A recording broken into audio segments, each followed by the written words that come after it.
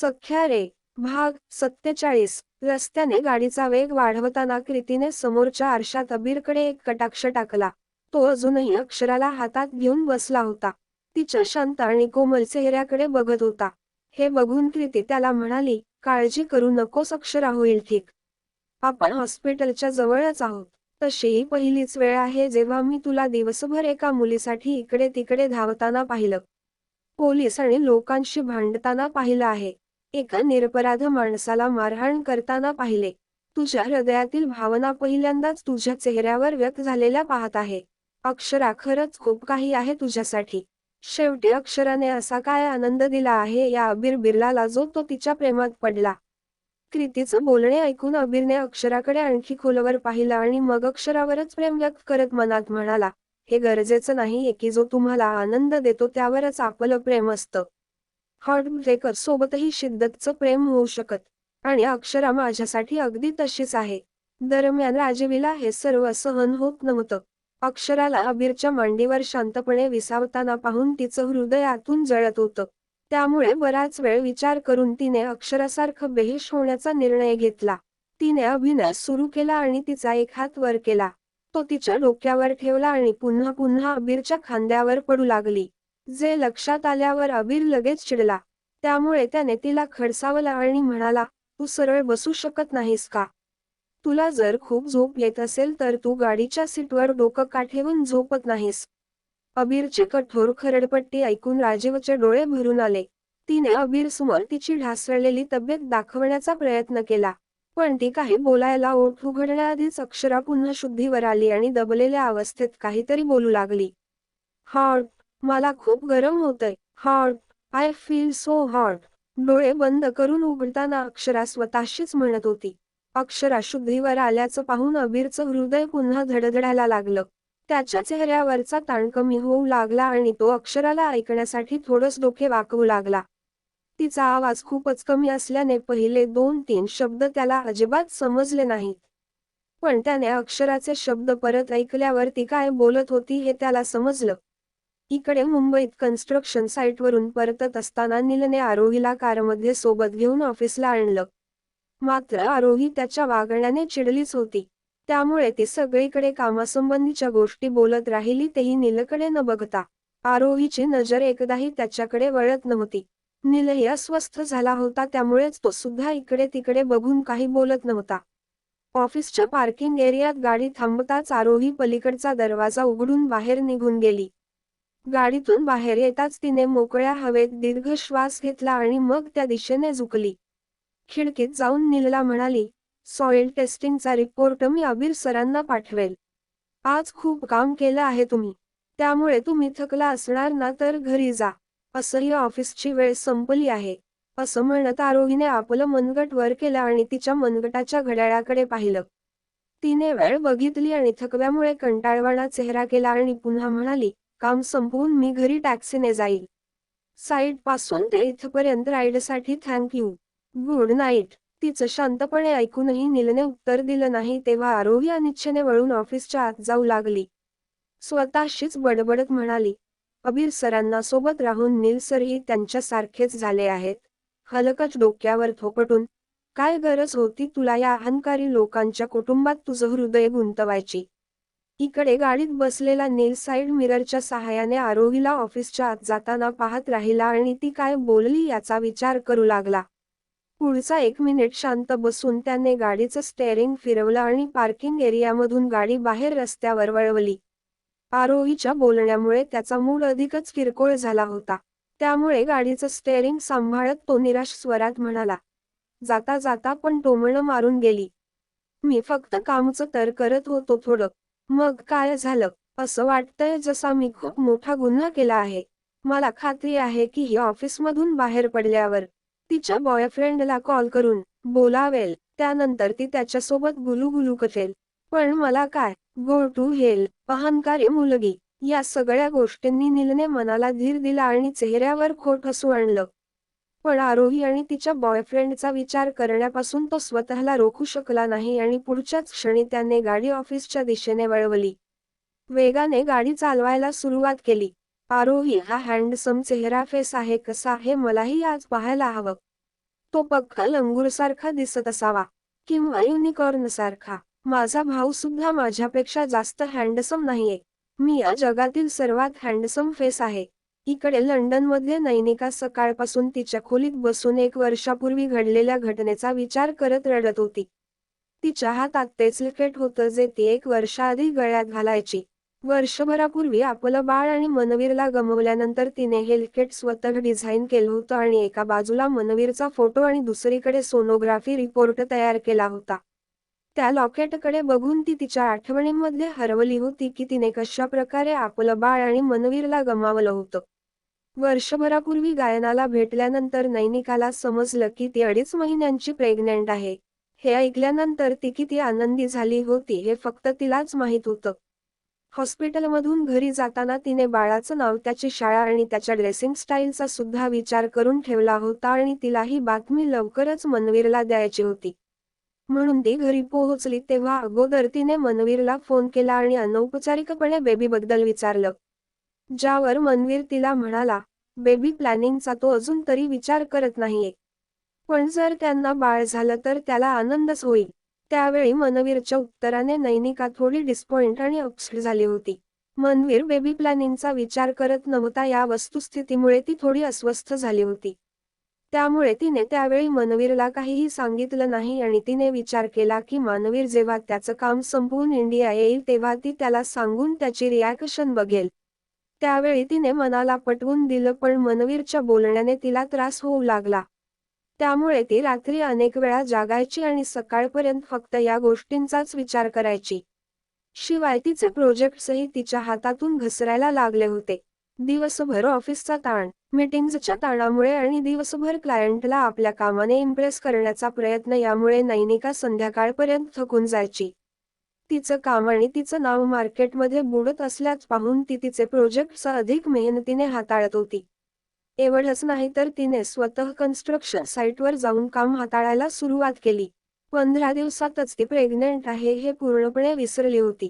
त्याचप्रमाणे एके दिवशी सकाळी तिला जाग आली तेव्हा तिला पोटात तीव्र वेदना जाणवू लागल्या.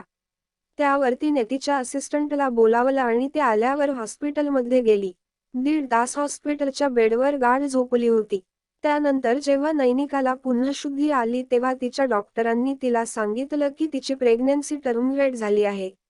त्यामुळे तिला DNC अबॉर्शन करावं लागेल जेणेकरून भविष्यात तिच्या प्रेग्नन्सीमध्ये कोणतीही अडचण येणार नाही.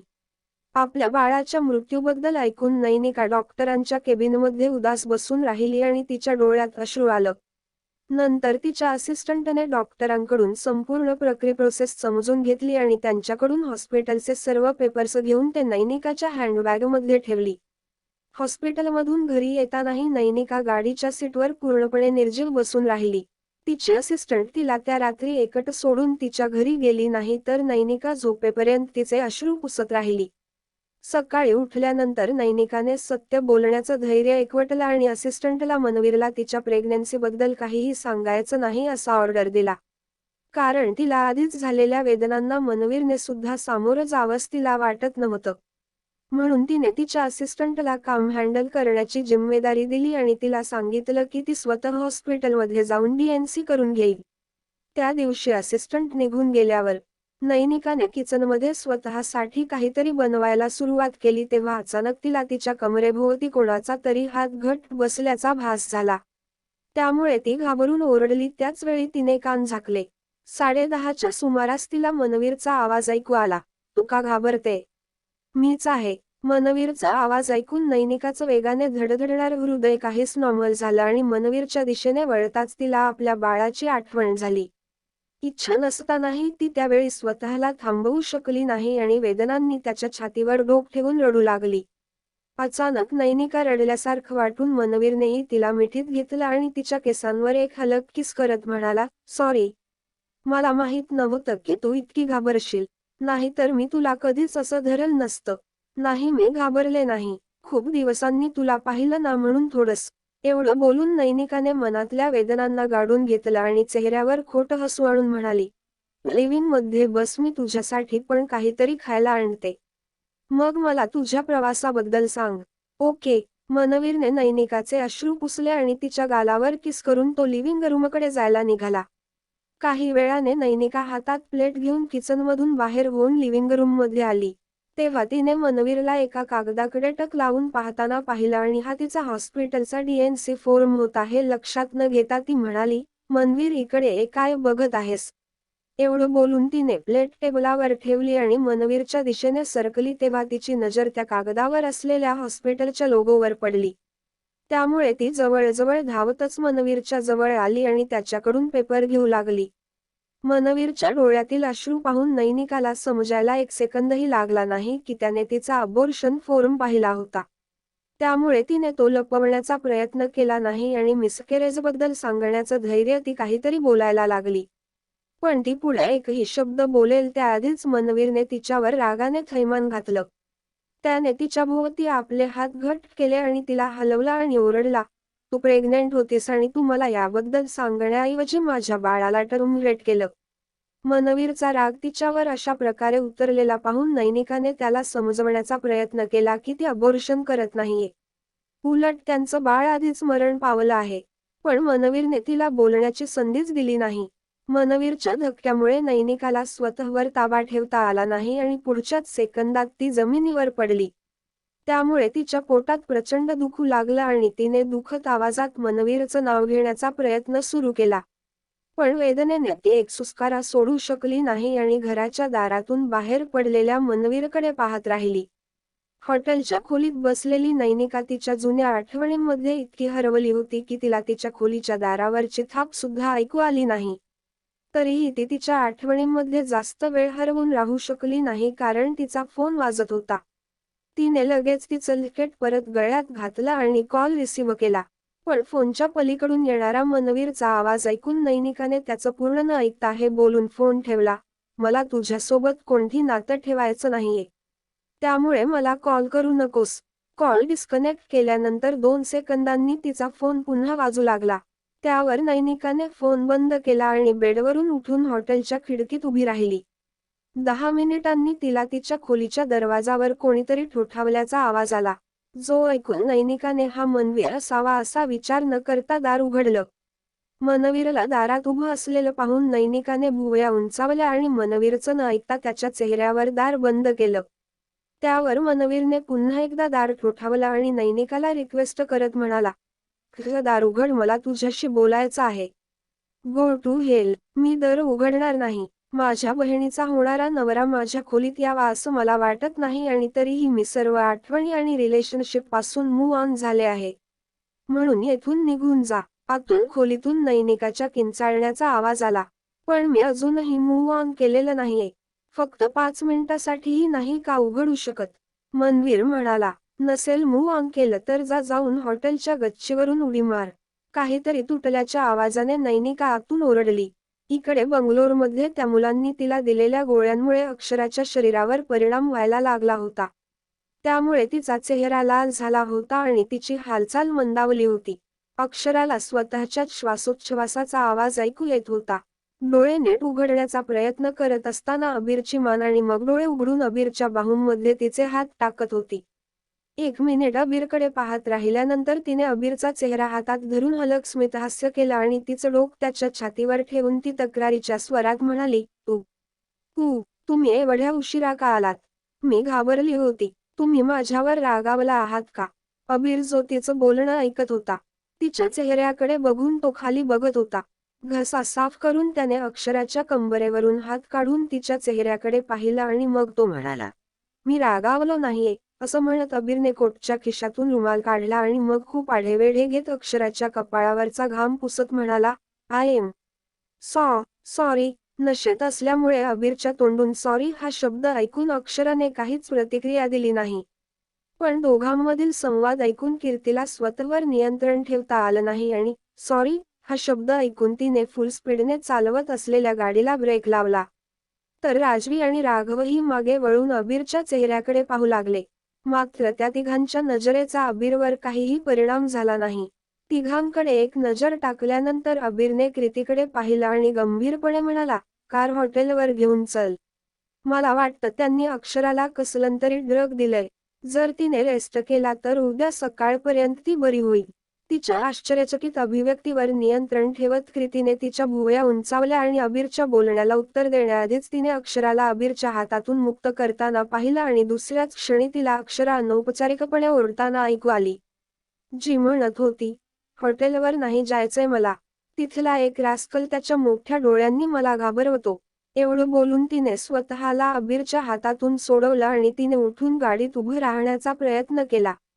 तिचं आवेगपूर्ण वागणं आणि तिचं डोकं गाडीच्या छताला आदळण्याची शक्यता अबीरच्या लक्षात आल्यावर तोही क्षणाचाही विलंब न लावता आपल्या जागेवरून उठला आणि त्याने हळुवारपणे अक्षराच्या डोक्यावर हात ठेवला. त्यामुळे अक्षरा उभी राहिली तेव्हा गाडीच्या छताला डोकं आदळण्याऐवजी अबीरचा जखमी हात आदळला. त्यामुळे अबीरचा हात अक्षराच्या डोक्यात आणि गाडीच्या छताच्या मध्ये चिरडला. त्यामुळे अबीरला आपल्या हातातून काहीतरी फुटल्यासारखं दुखू लागलं. ती वेदना स्वतःच्या आत ठेवण्यासाठी त्याने त्याचे डोळे बंद केले आणि दुसऱ्याच क्षणी त्याने अक्षराच्या डोक्यावरून हात काढून अक्षराला कमरेला धरून सीटवर बसवलं. तू रास्कल कोणाला म्हणालीस? अबीरने बसताच विचारलं. मिस्टर अबीर बिर्लाला. अक्षरा हसते आणि मग अबीरच्या गोंधळलेल्या केसांतून हात फिरवत म्हणाली. तुम्ही मला तुमच्या मोठ्या डोळ्यांनी घाबरवत नाही का? तिचं निरागस हसणं आणि विचित्र बोलणं ऐकून अबीरचा अक्षरावरच प्रेम व्यक्त न करण्याचा संकल्प क्षीण होऊ लागला. त्यामुळे इच्छा नसतानाही त्याचे ओठ हसू लागले. अर्धा मिनिट हसल्यानंतर अबीरला त्याच्या भावनांवर ताबा ठेवता आला नाही आणि पुढच्याच क्षणी तो जोरात हसायला लागला. त्याच्या हसण्याचा आवाज गाडीत सगळीकडे गुंजला. त्यामुळे सगळ्यांच्या नजरा पुन्हा एकदा अबीर आणि अक्षरावर केंद्रित झाल्या. नशेत असूनही अबीरला सगळ्यांसमोर हसताना पाहून अक्षरानेही आश्चर्याने त्याच्या चेहऱ्याकडे पाहिलं. त्याच्याकडे बघत ती म्हणाली, तुम्ही हसताय? अक्षराच्या या प्रश्नावर आणि तिच्या डोळ्यातले अश्रू पाहून अबीरने हळूच त्याच्या हसण्यावर नियंत्रण ठेवायला सुरुवात केली. काही क्षणानंतर तो पूर्णपणे शांत झाला. त्यावर अक्षरा पुन्हा म्हणाली, मी तुम्हाला असं हसताना कधीच पाहिलं नाहीये. सवय लावून घ्या, छान दिसताय तुम्ही हसताना. तिची ही गोष्ट जणू हळूहळू अबीरच्या हृदयाला फाडायला लागली होती. त्यामुळे त्याच्या हृदयातील एकटेपणा आणि घाव ताज्या होऊ लागल्या होत्या. आजच्या आधी तो इतका मोकळेपणाने कधी हसला होता ते त्याला आठवतही नव्हतं. म्हणूनच त्याने अक्षराकडे बघण्यासाठी डोकं खाली घातलं, तर अक्षराने स्वतःच तिचा हात त्याच्या गळ्यात घालून त्याच्या छातीला चिकटवला. धडधडत अक्षराचा गरम श्वास अबीरच्या छातीवर आदळू लागला आणि अक्षराने अबीरला आपल्या हातांनी मिठी मारली. ती सुद्धा त्याच्या गळ्यात तिचे हात विचित्रपणे फिरवू लागली. अबीरला तिच्या आत काही अज्ञात भावना जागृत झाल्याचा अनुभव आला. मग अक्षराचा हात त्याच्या मानेतून बाहेर येताना दिसला आणि पुढच्याच क्षणी अक्षरा बेफिकीरपणे तिचे कपडे ओढू लागली आणि म्हणाली, मला बरं वाटत नाहीये. I feel so hot. अबीर प्लीज मला हेल्प करा. डोंट वरी, आपण हॉटेल जवळ आहोत. झोपल्यावर तुला बरं वाटेल. डोळे मिटून झोपी जा. तिच्या केसांना हात लावत अबीर हळू आवाजात म्हणाला, मला झोप येत नाहीये. असं म्हणत अक्षराने छातीवरून डोकं वर काढलं आणि तिचे कपडे ओढत पुन्हा म्हणू लागली, Abir I feel so hot. Give me a long kiss. कारमधल्या दोघांच्या बोलण्याच्या आवाजामुळे सर्वांनी अक्षराला किस मागताना ऐकलं. त्यावर राघवचे डोळे आणि तोंड अनैच्छिकपणे पसरलं, ज्यामुळे तो थुंकी गिळताना कारच्या खिडकीतून बाहेर पाहू लागला. कृती गाडी चालवत समोरच्या आरशात त्या दोघांकडे बघून हसत होती. जरी राजवीला हे सगळं अजिबात आवडत नव्हतं, पण ती असहायपणे सगळं पाहण्याशिवाय काय करू शकत होती, म्हणून तिनेही डोकं दुसरीकडे वळवलं. इकडे अक्षराने अबीरला किस करा सांगितलं तेव्हा अबीरला धक्काच बसला. त्याच्या शांत चेहऱ्यावर लाजेची लाल रेषा स्पष्ट दिसत होती. म्हणून दुसऱ्याच क्षणी त्याने तिची कंबर सोडली आणि तिला शांत करण्यासाठी त्याचे हात वर करून त्याने तिचं तोंड झाकण्याचा प्रयत्न केला, जेणेकरून ती शांत होईल. पण या सगळ्या कृतीमुळे अक्षरा आणखीनच अस्वस्थ झाली होती, कारण तिला अबीर रागाने ओरडतोय असं वाटत होतं. म्हणून तिने बळजबरीने हात त्याच्या दिशेने वर केला. तो त्याच्या गळ्यात गुंडाळला आणि अबीरच्या चेहऱ्याकडे डोकं वर करून त्याच्या ओठांपर्यंत पाहण्याचा प्रयत्न केला. त्याचवेळी हे सर्व अबीरसाठी खूप ऑकवर्ड होत चाललं होतं. राघवची नजर त्या दोघींवरून क्षणभरही हटत नव्हती. कृतीचेही मध्येच विचित्र दीर्घ श्वासाचे आवाज ऐकू येत होते. त्या दोघांची प्रतिक्रिया आणि अक्षराच्या बेफिकीर वागण्याने अबीर अस्वस्थ झाला. अबीरच्या आयुष्यात ही पहिलीच वेळ होती जेव्हा त्याला खूप लाज वाटत होती. म्हणून जेव्हा अक्षराने त्याच्या ओठांवर उठून किस करण्याचा प्रयत्न केला तेव्हा अबीरने ती त्याच्यापर्यंत पोहोचू नये म्हणून पटकन रिॲक्ट करत सीटवर त्याचं डोकं टेकवलं. अबीरच्या ओठांपर्यंत पोहोचू न शकल्यामुळे अक्षराने डोकं मागे टेकवायला सुरुवात केली. नशेत असूनही तिला अबीरचं तिच्याशी असलेलं थंड वागणं आठवू लागलं. त्यामुळे तिच्या डोळ्यात अश्रू जमा होऊ लागले. त्यावेळी तिला असं वाटलं अबीरने नेहमीप्रमाणे तिच्याकडे दुर्लक्ष केलं होतं आणि पुन्हा एकदा तिच्या भावनांची खिल्ली उडवली होती. आता गाडीत बसलेल्या सगळ्यांना तिच्या रडण्याचा आवाज सहज ऐकू येत होता. त्यामुळे अबीरनेही डोकं खाली केलं आणि अक्षराला म्हणू लागला, "अक्षरा, अक्षरा, रडणं थांबव. क्षणभर शांत हो. त्यांनी तुला काय खायला दिलं आहे? हे विचित्र वागवं थांबव. डोळे बंद कर आणि झोपी जा. यामुळे तुझं डोकं शांत होईल." "नाही नाही, मला माझं डोकं शांत करायचं नाहीये. तुम्ही मला नेहमीच रडवता. जेव्हाही तुम्ही माझ्या जवळ असता तेव्हा एकतर मला ओरडतात किंवा असंच कोल्ड ब्लडड सारखं बसलेले असता. एवढंच नाही तर जेव्हा तुम्ही रात्री माझ्या सोबत झोपतात तेव्हा सकाळी तुम्ही माझ्या शेजारीही थांबत नाहीत. त्यावेळेला मला कसं वाटतंय ते तुम्हाला माहीतही नाहीये. पुढच्या वेळी माझ्यासोबत झोपल्यानंतर मला सोडून जाऊ नका." अक्षरा रडतच म्हणाली. तिचं हे बोलणं ऐकून अबीर अवाक झाला.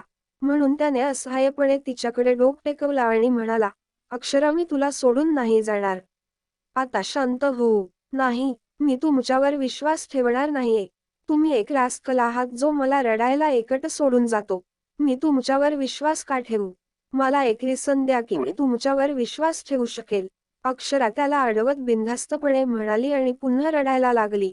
त्यामुळे अबीर निराश होऊ लागला आणि शेवटी त्याने हार मानली की तो अक्षराला यावेळी कोणत्याही प्रकारे शांत करू शकत नाही. म्हणून कोणाचीही पर्वा न करता तो तिच्याकडे झुकला आणि पुढच्याच क्षणी तिला तिच्या ओठांवर एक कोमल स्पर्श हळूवारपणे जाणवला. अबीरच्या प्रेमळ स्थिती अर्धा सेकंद आश्चर्यचकित झाली, पण लवकरच तिने तिचे डोळे मिटले आणि त्याच्या गळ्यात हात अडकवून त्या क्षणाचा आनंद घेऊ लागली. तिचा श्वासोच्छवास सुरू जड आणि जलद झाला होता आणि त्यांचं किसही डीप होत चाललं होतं. हे गाईज, कसा वाटला आजचा भाग? नक्की कळवा. बघूया पुढच्या भागात अजून काय काय उतापात्या करते अक्षरा ते. ड्रगच्या प्रभावाखाली काय सांगेल ती अबीरला. त्यासाठी वाचत राहा. सख्या रे. To be continued. व्हिडिओ आवडला असेल तर लाईक करा, शेअर करा आणि चॅनेलला सबस्क्राईब करून बाजूची घंटी नक्की दाबा. धन्यवाद.